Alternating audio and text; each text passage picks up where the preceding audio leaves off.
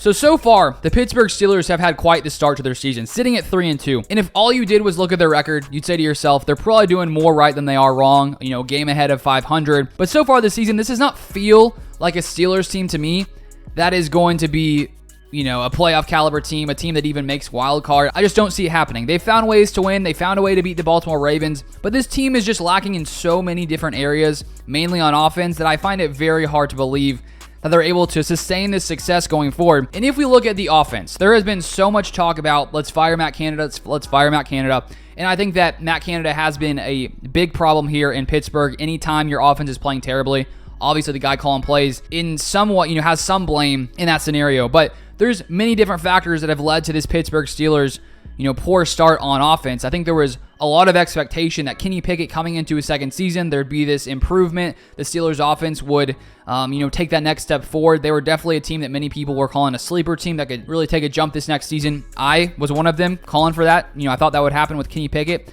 in year 2. But right now, Kenny Pickett honestly hasn't looked that much different than when you compare it to his first season.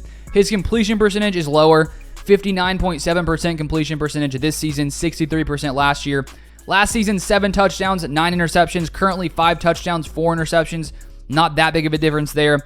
And then his overall passer rating, 78.8 this year, 76.7 last year. So he's still playing as a bottom 10 quarterback in the NFL.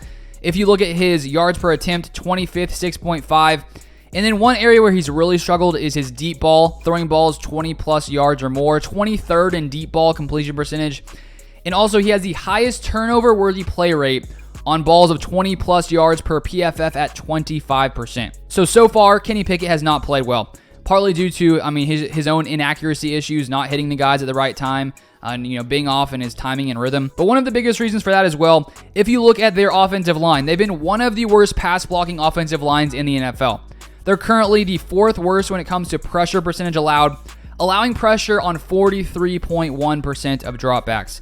And I don't care who you are, Tom Brady, Patrick Mahomes, well, maybe not Patrick Mahomes because he can escape, but Tom Brady, Aaron Rodgers, those kind of guys, when you're getting pressured at that rate, even the best of the best don't look good out there. So the fact that Kenny Pickett is constantly experiencing pressure at one of the highest rates in the NFL obviously has a large part and has impacted him in a poor way when you're having to dodge guys and you don't feel comfortable back there. Obviously affects your rhythm, your timing when you know that you're probably going to have to get the ball out quickly and avoid the pass rush. So that's an area the Pittsburgh Steelers definitely need to improve on, is that offensive line. And then one other area where they've really struggled, and I feel like it's one area of the Steelers offense where in years past you expect it to be pretty good, their running game.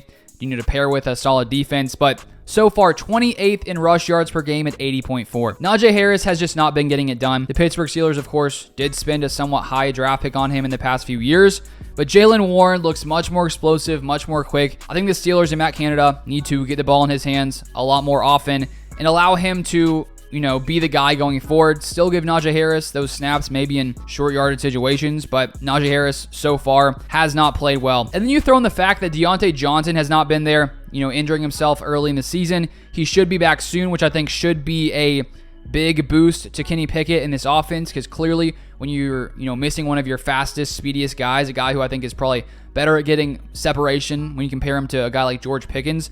So with Deontay Johnson back in this offense, we should see Kenny Pickett and the Steelers offense take a big jump forward. And so while Matt Canada does definitely have some blame in this scenario, there's so many other factors that have really held this Steelers offense back. And so if you look at this season going into next season, if this Steelers offensive struggle, if it continues going forward, clearly the move that has to be made is letting go of Matt Canada. Kenny Pickett still in the second year. The Steelers aren't going to get rid of Kenny Pickett after a second season. I just don't see that happening. They're at least going to give him a third year in my opinion. And so if this Steelers offense continues to struggle, I say you find another young offensive mind, bring him in, see if he can cook something up and allow this offense to take that next step forward in the 2024 season. But so far still the Steelers have found a way to get wins. They have an elite pass rush, which obviously helps lots of things, and they found a way to beat the Ravens, who are a pretty solid team. So even in light of all these struggles, the Steelers have found a way to win games, but I just don't think going forward, this is a team that's going to be able to win consistently in this way. So we'll see what happens. We'll see what kind of moves the Steelers make. It sounds like they're going to stick with Matt Canada for the time being, but that's pretty much my breakdown on the situation. If you want more NFL content like this,